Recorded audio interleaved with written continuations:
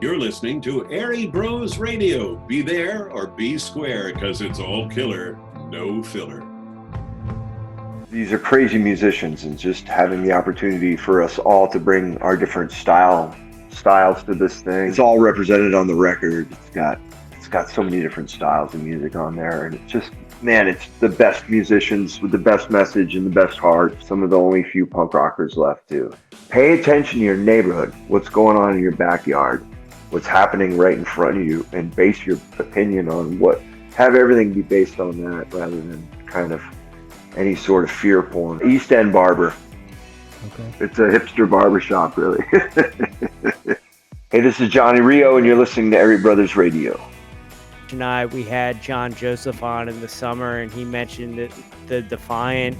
So you guys came up on our radar, and we've seen you guys popping the singles out. So definitely want to get you on here and talk about the Defiant, what you guys got going on, and what we can look forward to.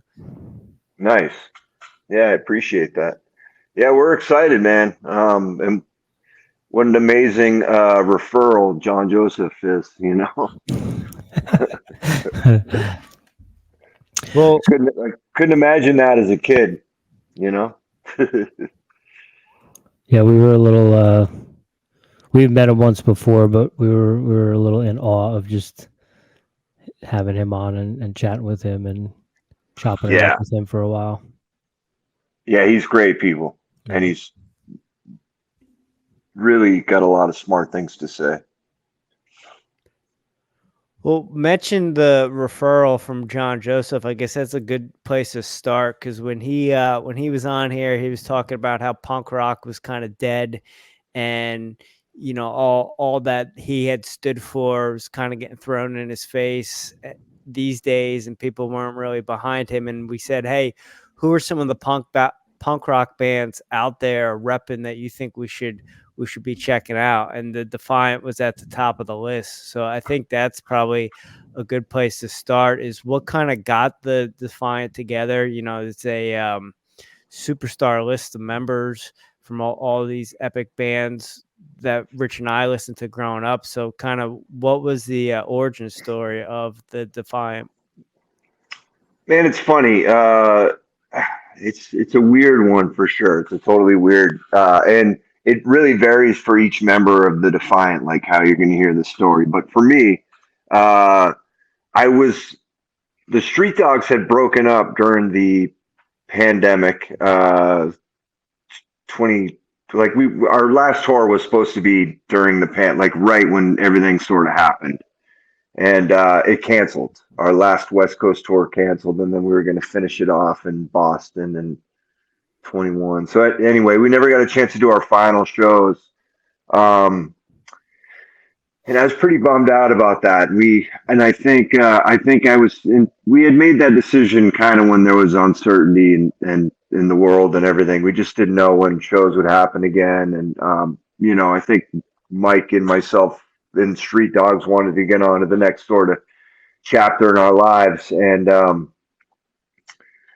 during that time, we used to have this kind of ball busting text thread that we had with it was a couple of the guys from Dropkick, Kenny and Al from Dropkick, and then Joe and Dickie from the Bosstones, and then it was me and Mike from Street Dogs, but Mike had gotten kicked out pretty quickly from this ball busting text thread just because it got so out of control the way we were breaking each other's stones and having laughs and all that kind of stuff. But we were having a good time. And it's kind of out of that whole text thread situation, like we just developed this sort of friendship again. Dickie and I worked for the Bosstones back in the day, and Dickie and I just sort of started on this daily sort of talking again and joking around with each other again, and it felt really cool. And at that time, I started kind of working for the Bosstones again, and we did a European tour and some other stuff, and I was just tour managing, kind of getting into that stuff again, like I used to do back in the day. And we were all just really super close. And I think watching what Dickie was going through and how some of his views were being treated, and with both the Jimmy Kimmel show, but also with the band as well. It was, I just, I didn't like it. I didn't appreciate how the world was sort of turning on him. Um, and although I had absolutely no desire to play music again, I told Dickie at that point, I was just like, dude, whatever you have going on, I got your back, and I'll play with you. I'll do whatever I can do to help you. Like I'm there for you, you know. Um, and really, more so than the music, it was just my sign of solidarity to a friend who had done so much for me in my life, had done so much for, Boston and the Boston music scene, and so many of my friends' bands and my bands, and just, Dickie and the Bosstones. Like, I just, nothing but love and respect, and I would have done anything for him. But so we kept our text thread sort of got splintered through this time, and we managed to still, we became like a support group for each other, during this super weird time. And this text thread that we had just really became, there were other people involved, but some other people dropped out of it, and it just became this.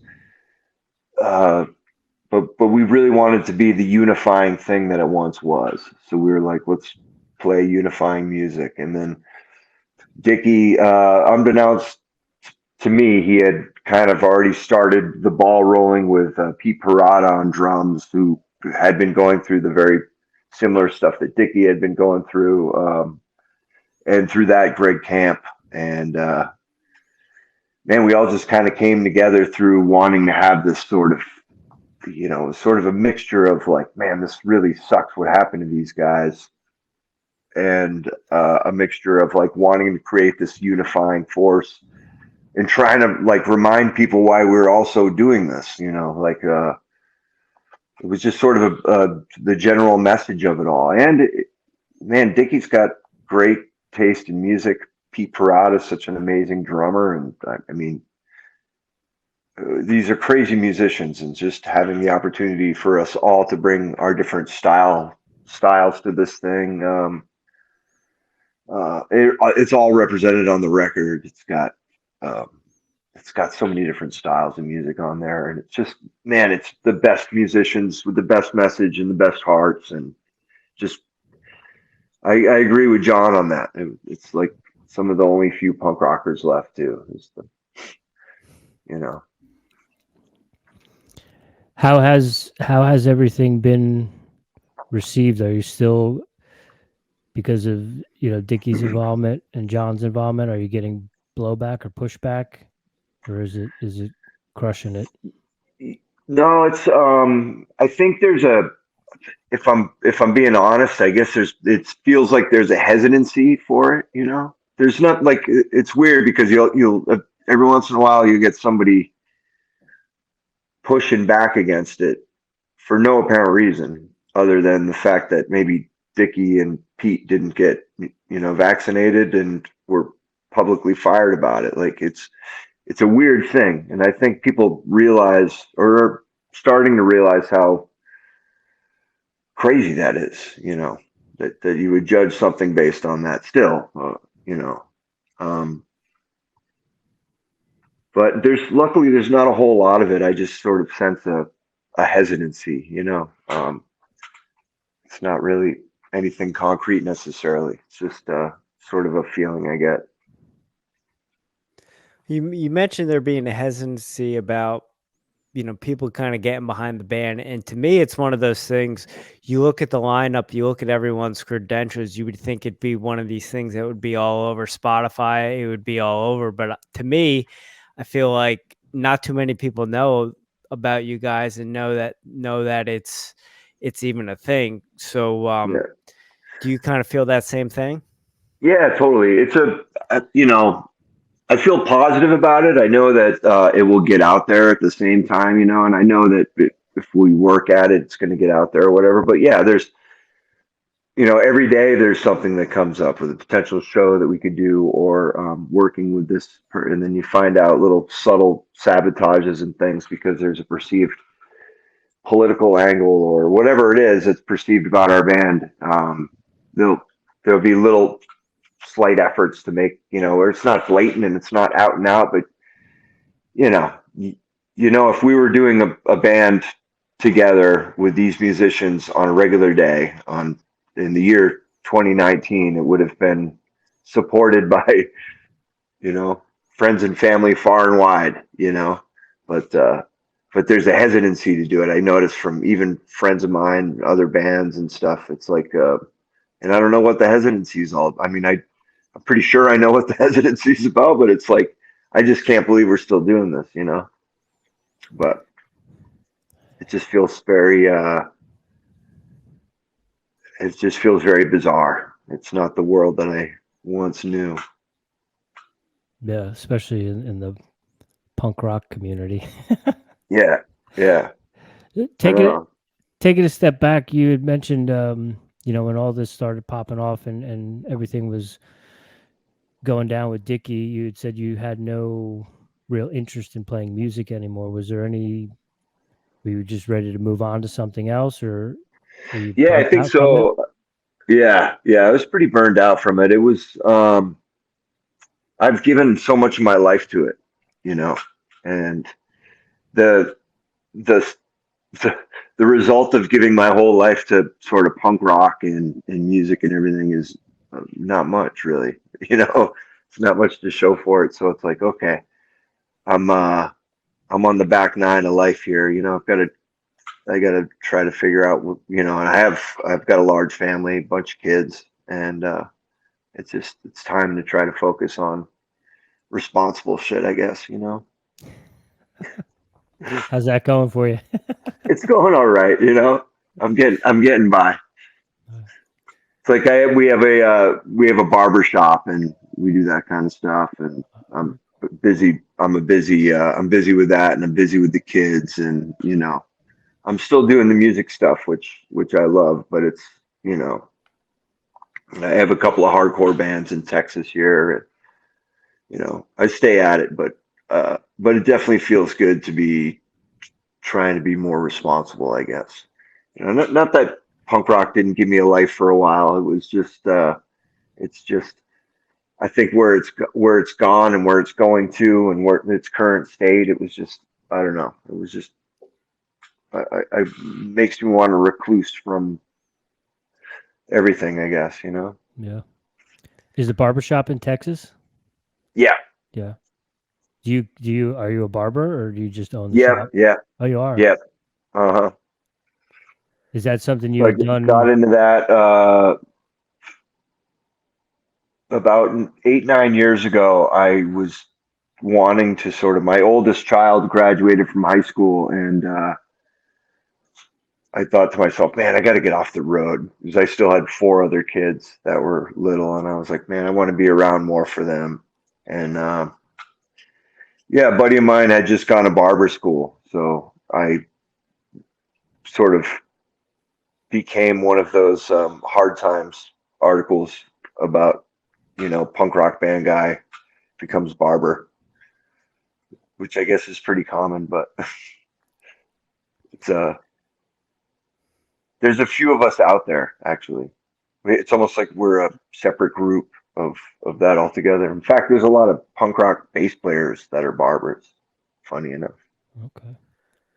Well, we have had Brian Keelan on from the Bouncing Souls, who owns a tattoo shop, and he had mentioned how he kind of just started doing doodles when he was in the band, and that kind of became a thing. And you had mentioned you just kind of saw that you needed a little bit more stability.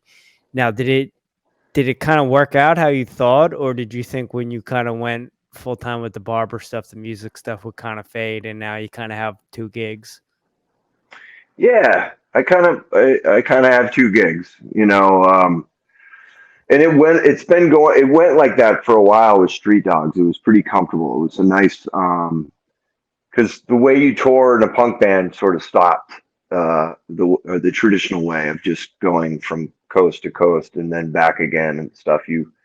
We could start flying in and doing regions and 3-4 days at a time. Then you go back home and then you do festivals. There was enough between Riot Fest and Punk Rock Bowling and all the different festivals that there were to do. And then you had European times of the year and stuff like that. So it was really easy to sort of set up your schedule and then also be home a bunch to be a barber, much like Brian. And in fact, I took a lot of inspiration from Brian and people like that too, that remained in the game, but also did their own thing too, and try to do different things, start different businesses and stuff like that. What's the name of the shop? East End Barber. Okay. Yeah. Have you been in Texas for a while, or did you move when everything went crazy? Yeah, I've been in Texas since 2004. We had so quite a while now, but my my ex-wife, mother of my kids, she was the first bagpiper for Dropkick Murphys, and we toured together doing that. I was a tour manager and she was sort of the touring bagpiper. And when we were home from a tour, she got pregnant, and we found out that we were going to be having kids, and she was like, I want to move closer to my parents who had just moved to Houston. So kind of in one fell swoop, she stopped doing the Dropkick stuff, and I was sort of looking for it. And that's when I started working for Boston's back then, and we moved to Houston. So for about 10 years, I only knew Houston from laying my head at home when I wasn't on tour. But in the last probably 10 years or so, I've gotten to know the city quite a bit in the state. Have you ever adjusted to the humidity? No, man. I'm still like, as soon as my last child turns 18, which is 6 years from now, I'm sure I'll be back in New England. But it's not a bad place to raise kids. Yeah. And yeah. So, Johnny, I have to ask this question, and I'm sorry if it comes off as a bit of a noob, but I've always been the kind of music guy who likes the music, and I don't fall deep into the backstory of things. But Yeah. when I fell into the Street Dogs, it was around 2006. I actually pretty sure I saw you guys with the Bouncing Souls, and that's how I kind of found out about you guys. But obviously, real quick, that's the old lead singer of Dropkick, and to me the Street Dogs was always what Dropkick would have been, because I was always like, oh my gosh, this is Dropkick without all the jocks at the shows, right? This is what I always saw. So was there always a little bit of cohesion with Street Dogs? And you mentioned your wife was the bagpiper, and I know you mentioned at the beginning of the podcast some of you guys were on that text exchange. So was there always like a friendly kind of cohesion, or No, it's funny. It's really comical to look back on now, but like we've had our beefs over the years, like especially me and the bass player Kenny, we've had our beefs. But like it's funny, but there's also a ton of love at the same time.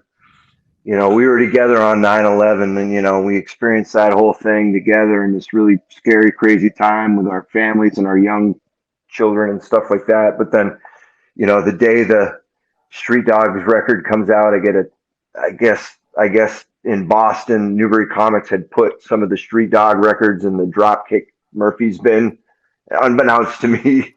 So I get these or at least not texts at the time, but like calls from Ken, like, just super mad that I intentionally put these here, and like we would beef back and forth. He'd want to meet up and fight about it, and like it was so stupid, man, in hindsight, And then me and Al would fight about just whatever. And we had a history together playing in the Bruisers together. That was really my first, band that was playing outside of the thing. So I actually had more of a passionate history with Al, the guy who ended up taking Mike's spot in Dropkick. And So, yeah, we had the Bruisers together and all that.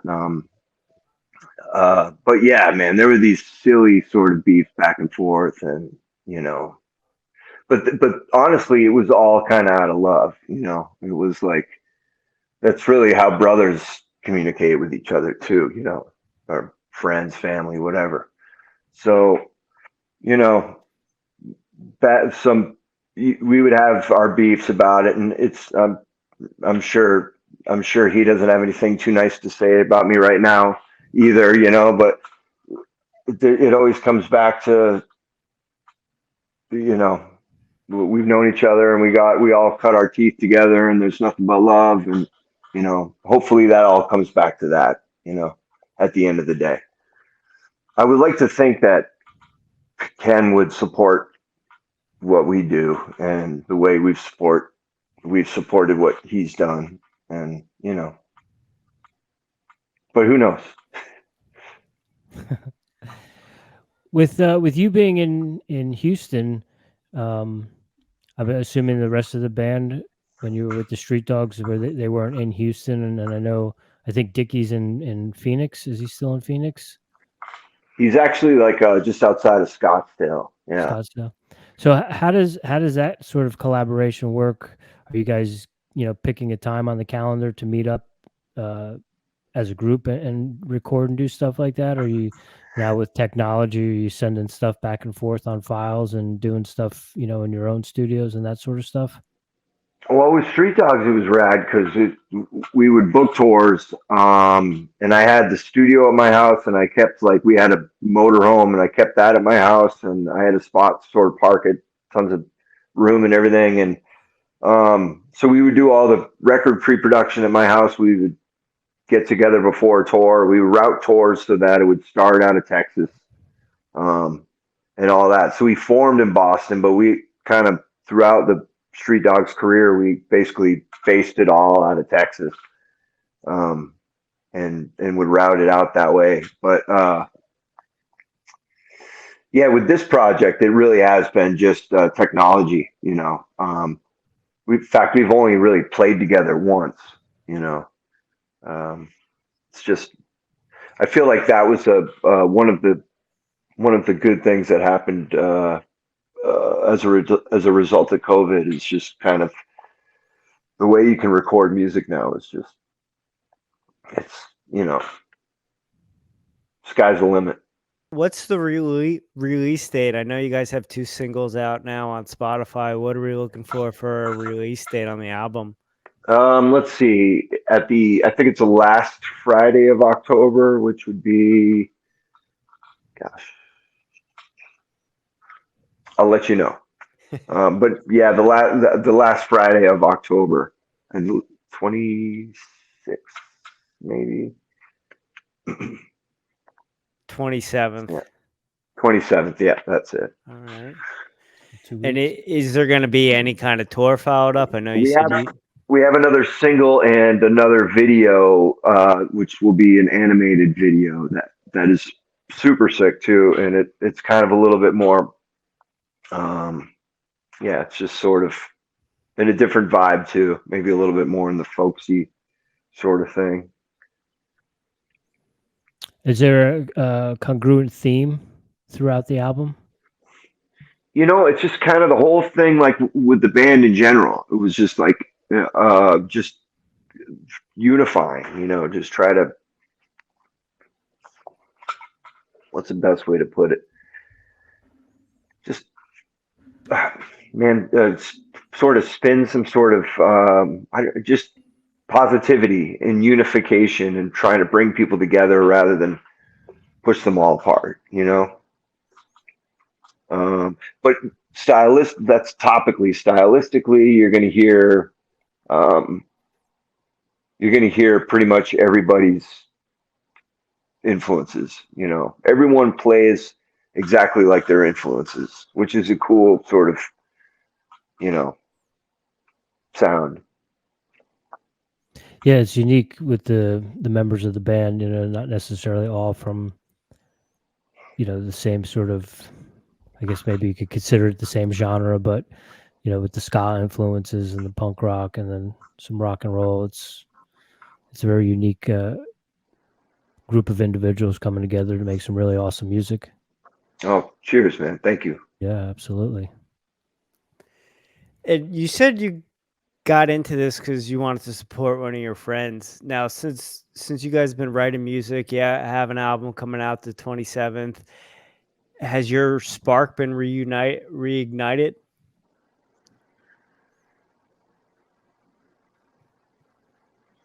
Yeah, I think so. I think so. Um,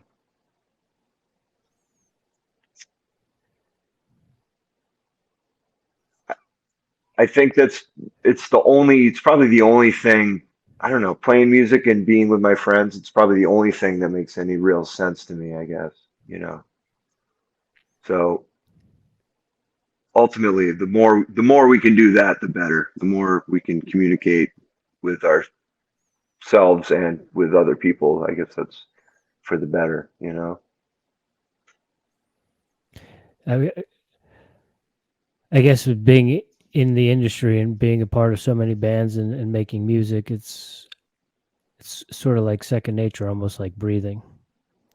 Yeah, totally. It's the only thing you get to know after a little while. Yeah. Did you have a hard time uh, kind of letting go of that and embracing the barber stuff, or was that more, this is the right thing, the manly thing to do for my kids? Yeah, it was definitely difficult to make that transition because it's dull, it's super boring.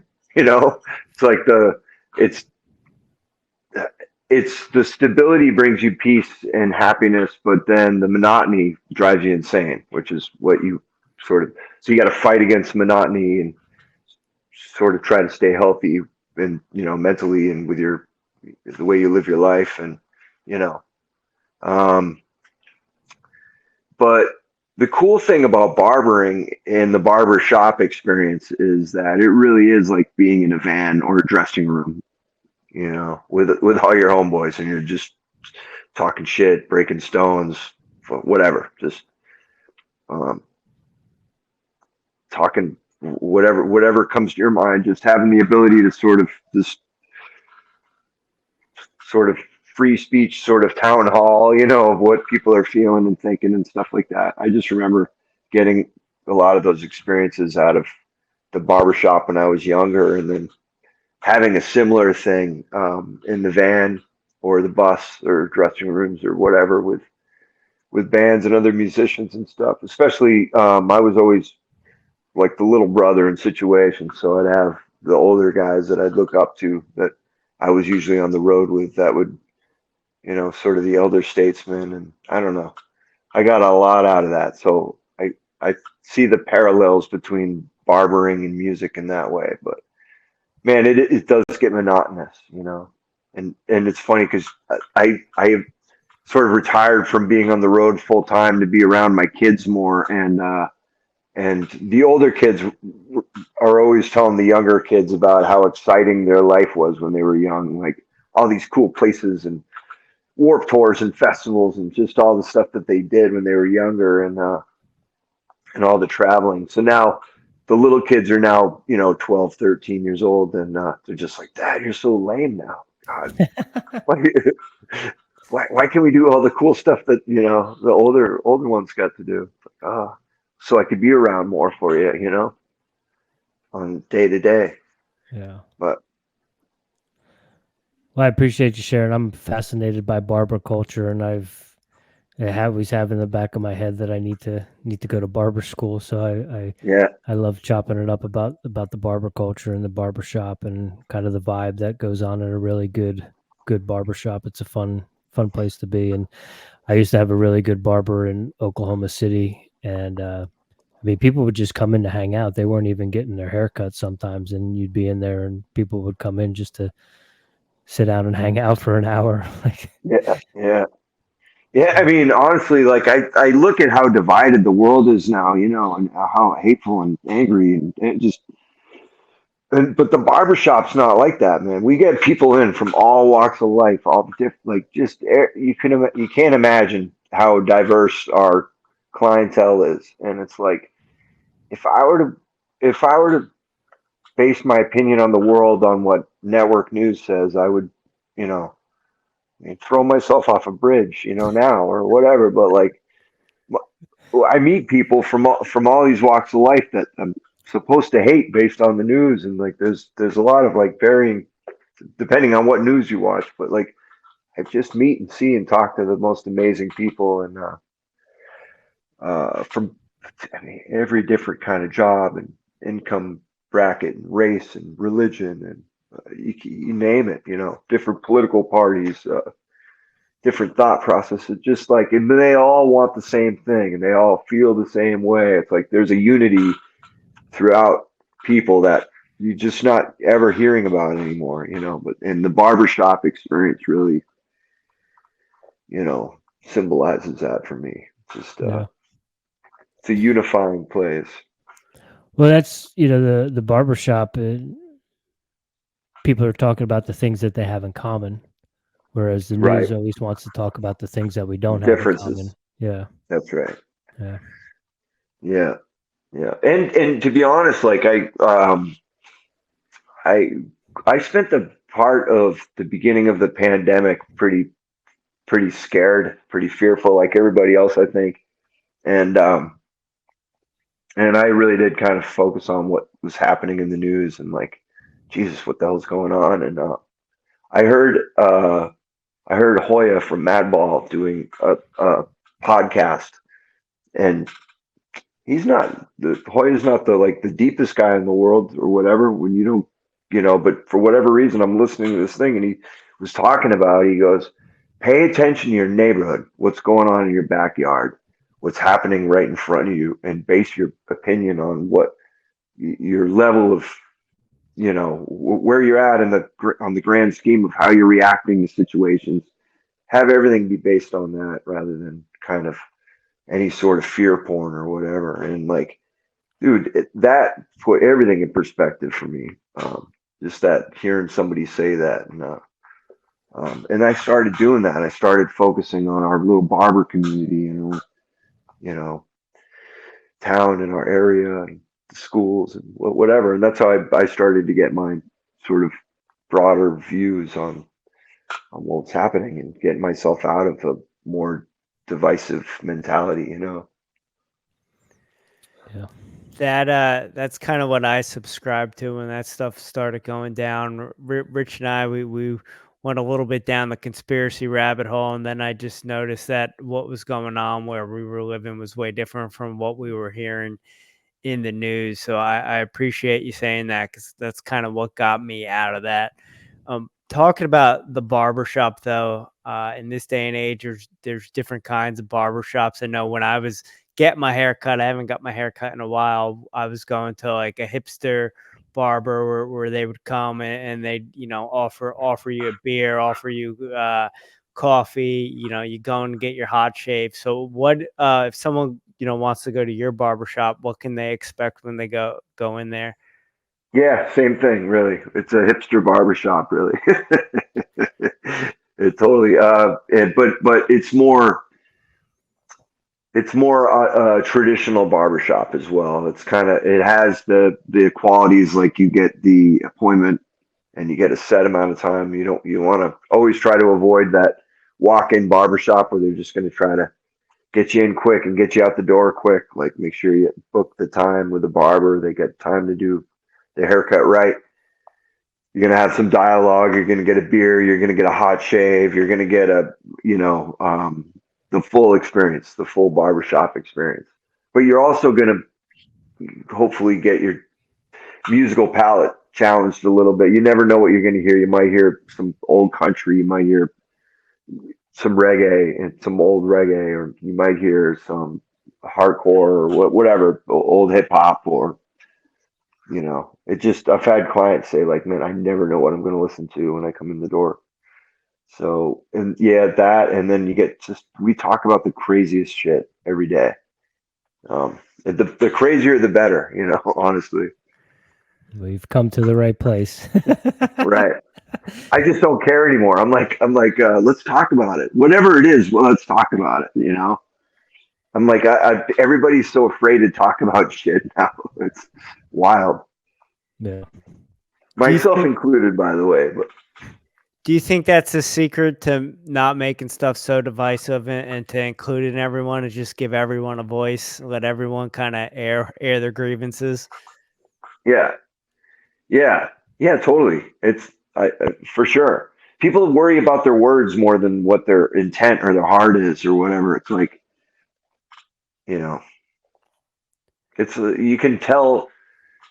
If people focus on the superficial things like words or appearances or whatever, we're never really getting to the foundation of it all anyway. So it's like, I don't know. I don't know. It's just that's a good point though. You know, I don't know. I don't know what the answer. Now, you mentioned when someone comes in, they're going to hear all different kinds of music. And anytime we talk to a musician, it always seems like the music that they play is the last thing that they want to listen to, or the last kind of genre that they want to listen Yeah, to. Is that your case? Because I know you yeah, mentioned some country, some reggae. for sure. That's totally my case. Yeah, yeah. Like I've always had a taste for reggae music, and I've always had a taste for sort of outlaw country and singer songwriter stuff too. And it's funny because it's always made its way into like street dog influences or whatever in subtle ways, but especially with the country thing, like most punk rock kids aren't fans of any of that, so they don't even know when I'm throwing nods to that in there, you know, or whatever, or covering something or whatever.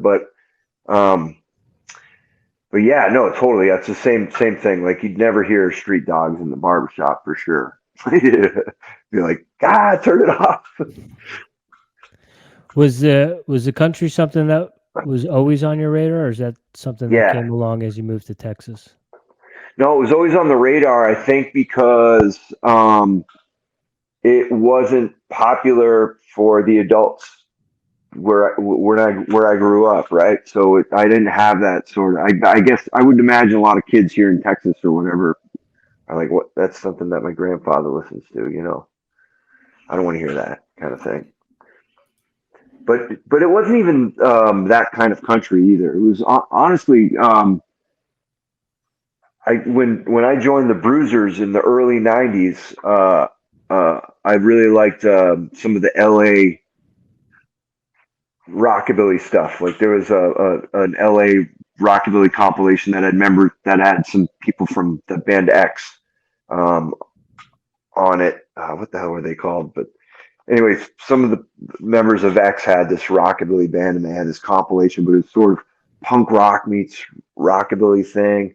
And I always appreciated stuff like that, and some of the psychobilly stuff, like the Meteors and things like that. Um,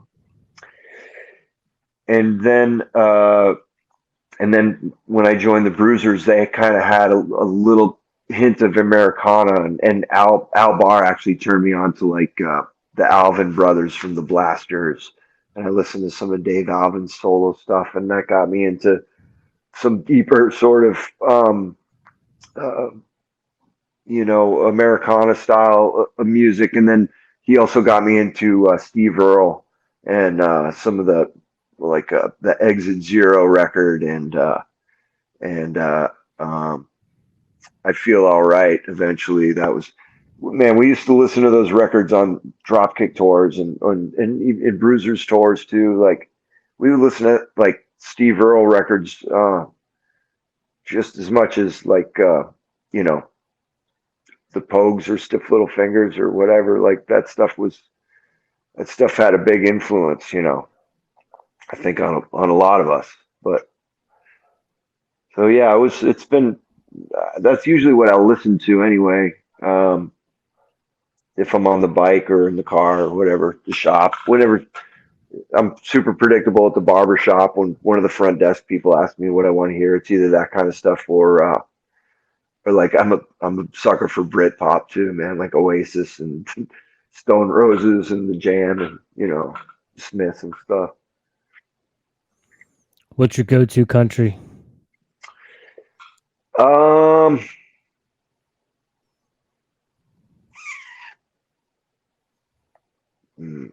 I guess Willie Nelson. I guess Willie would be my.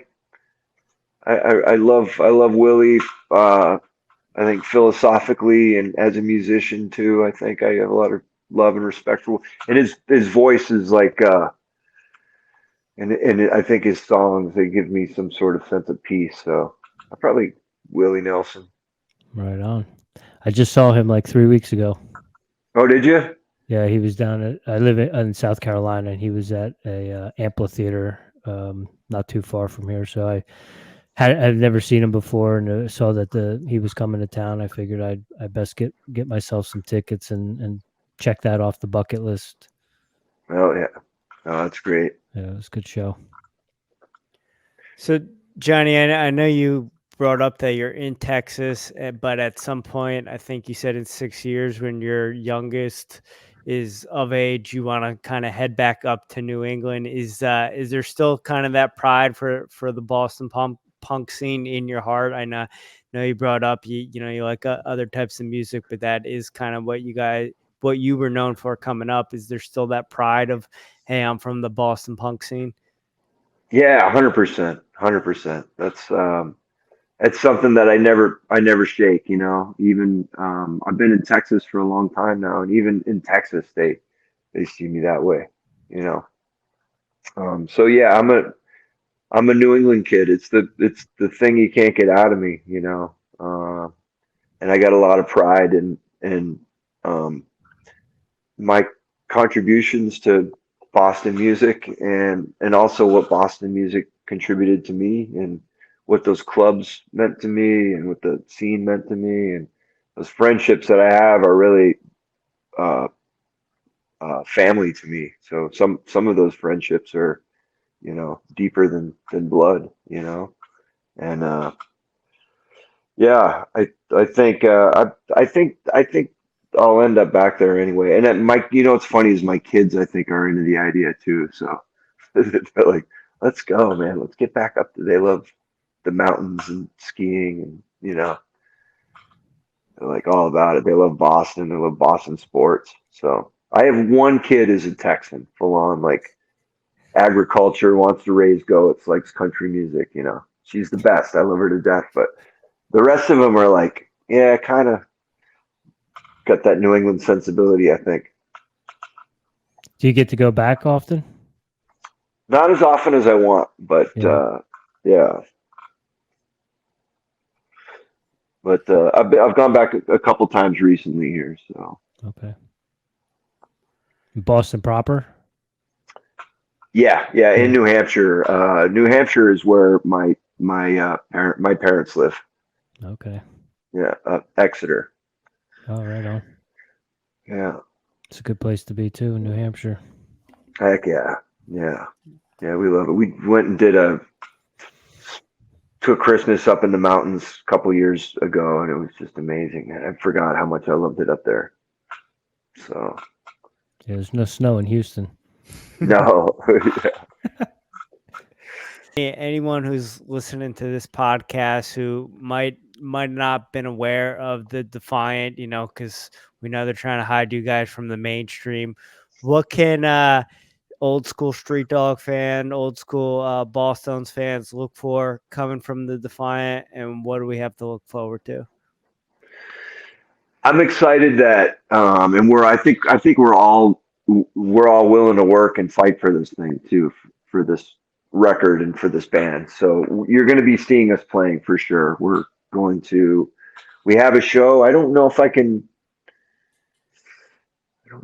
announce it or not, but we have a big festival show that we're going to be announcing here pretty soon. So that's going to be like super grateful for that.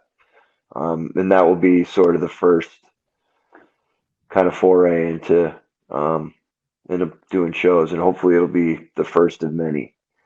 So, and I don't know, the like I said, the hesitancy. Maybe people hear the record and they'll be like, I don't hear what I don't know if they're I don't know what they're thinking. I don't know if they're thinking it's going to be a whatever if the record's going to have some political messaging to it or whatever. But I think when people hear it, they're going to be like, oh, okay, maybe I should. It's like I got this. This makes sense to me. So, and I think that'll be the case. I would hope.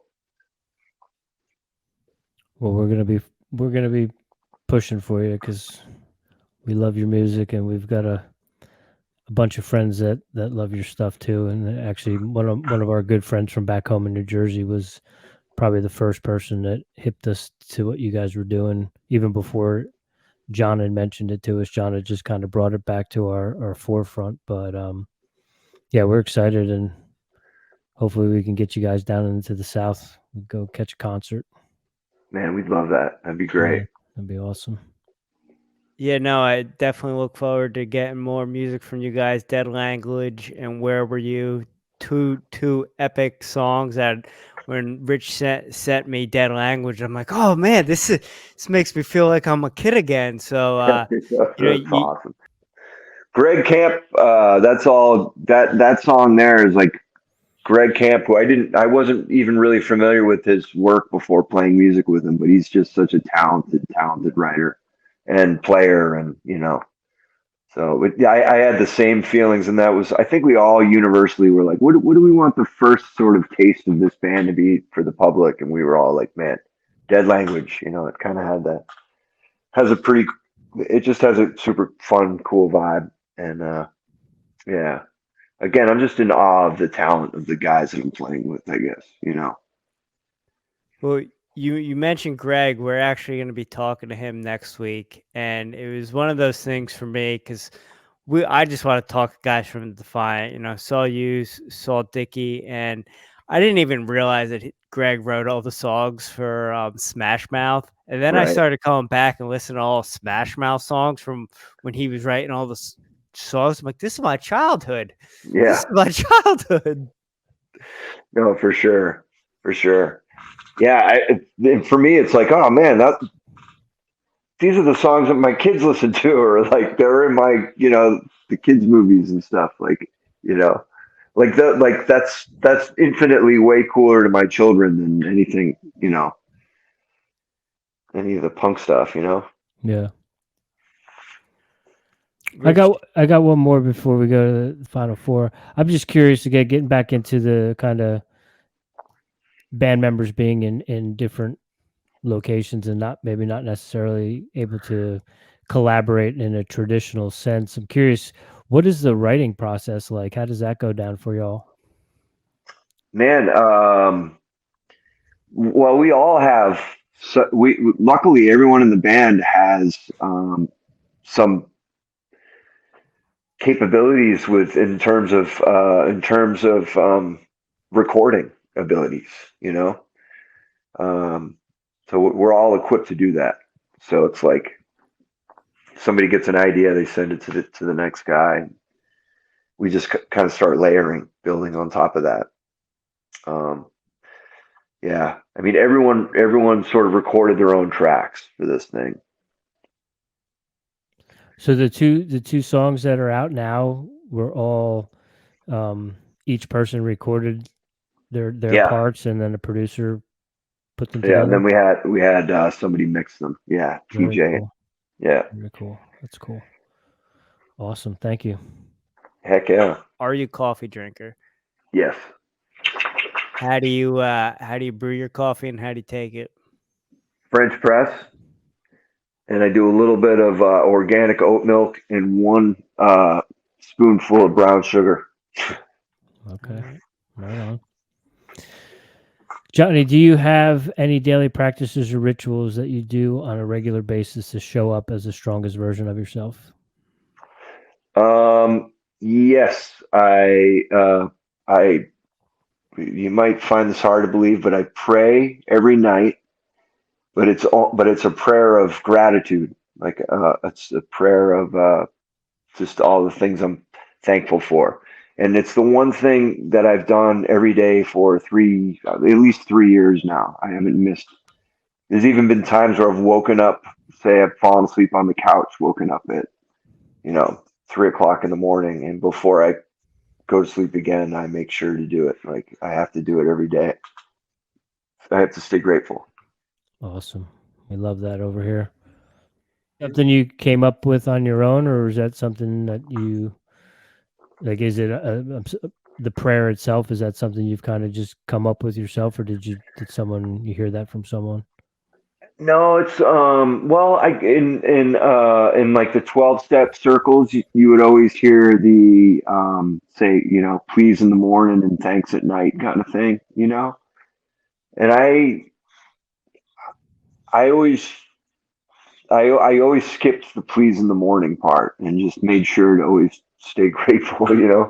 Like don't ask for nothing, just don't want for anything, just say thank you for what you do get. Yeah. And I don't even know oftentimes, who or what I'm talking to or what I'm thanking. It's just, you know, everything, you know, big picture, I guess. Yeah. The universe. The universe. That's right. Yeah. I think every time we ask these questions, that gratitude, even for us, that's always like a reoccurring theme of all these podcasts, and every person we talk to is the gratitude. And when you give me that response, that just makes me kind of, when I do my final stuff at the end of the night, oh, yep, Johnny said gratitude. So got to get back to my gratitude. So thank you for just that little reminder. Oof. It's important. There's really during some of the darkest times of my life were during this whole COVID experience and everything that was happening and losing friends and it was a tough time and not knowing if you could get back to work and just trying to maintain family relations. It was just tough for everybody, right? So I got to a point where it got so dark and I was so resentful and so angry in my head that if I didn't think about what exactly I was grateful for, I was going to drive not just myself but everyone around me nuts. I was just so fucking angry. It's like, so Yeah. I don't know. I had to adopt it. I had to adopt something new. I hear you. Well, I appreciate it. I was getting pretty ornery there in 2020 and 2021 myself too. So I definitely stepped up the meditation and the gratitude stuff, and it helps. It helps a lot, just to have that perspective and that gratitude of, well, I'm washing dishes, but at least I have dishes to wash. That kind of mindset. Not I Right. have to wash the dishes. I get to wash the dishes. Yeah. No, totally. Yeah. Johnny, what are you listening to right now? Music, podcasts, audiobooks? Are you reading anything? Yeah, I listened to a couple of different podcasts. Um, the RFK podcast I listen to. I'll check out Rogan every now and again. Um, what else? I'll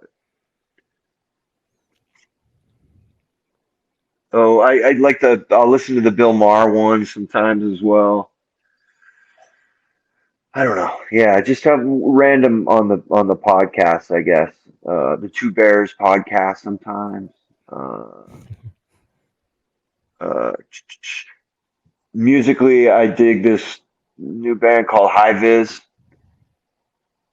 Um, young English band, kind of hardcore, but sort of nods at a lot of Brit pop stuff that I like, and they have a pretty cool vibe. You think what else? Oh, the Big Truth podcast as well, of course. That's a great one. Big Truth is a good friend of mine. Yeah, man. I don't know. I'm sure I'm gonna remember something. Kick myself for not thinking of it. Well, I just pulled up High Vis, so I'm going to be rocking that here as Nice. soon as we get off, giving it a little listen and sharing it with some friends back home. We have a little text exchange too. We're always putting out new music and stuff that we hear about. So hopefully I can beat my friend to the punch because he's usually the one that's dropping stuff on us. So hopefully you got a good one that's a little more obscure for him. I'll tell you what, man. There's some young the kids in hardcore music. I think the kids in hardcore and in country music too. Those are two genres of music that I really love what they're both doing. Like in hardcore, it's like it's a way more just broad palette now of what you can use, what your influences and what your style is, and what your how you present yourself. It's way more inclusive to all, genders and races and whatever. It's just such a broad thing now, hardcore, and I think it's cool to see where it's gone and where it's going. And really, most of the kids that I learn or that I meet, they're usually pretty hip to the roots of it all too, or at least open to wanting to know about it, And then I see in country too. Just my kid turns me on to some stuff that young people are doing in country music, and it's like, man, there's real songwriters, and they're going back to like the whole roots of what the whole thing. And they're all their own songwriters. They're not using outside people, and they're all self-producing, and making organic sounding records and stuff. It's cool to see, and they're getting commercial success from it too, which is even cooler to see. Yeah. So, have you heard of Wyatt Flores? I don't know. I don't think so. He's a country guy. He's out of Oklahoma. Well, man, watch out. I'll put it on, and I'm sure I'll recognize the song and be like, "Damn it, I should have known this." But yeah, Wyatt Flores. Yeah, he's pretty good. Yeah. Johnny, last one we got for you. Do you have a guilty pleasure or guilty pleasures?